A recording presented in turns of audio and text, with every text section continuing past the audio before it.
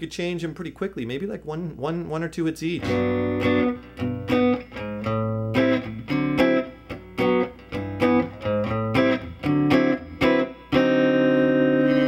Then if you could do that, then going back and doing them with a slower strum or a different rhythm strum be easy because you can change them. That's the trick. Try it with all different strums, add those chords to some of your other progressions, you know, get creative with it. And don't forget, click on that link below this video and I'll send you a free video lesson, not on YouTube, and 35-page ebook for lead and rhythm guitar, scales, a lot of blues stuff. It's great. Click on that link, check it out. I'm David Taub. If you get a free second, go to our website, www.nextlevelguitar.com. We have over 850 lessons for beginners, intermediates, and advanced players. It's a great site. Take care. Keep on rocking. We'll see you in the next lesson. Rock on.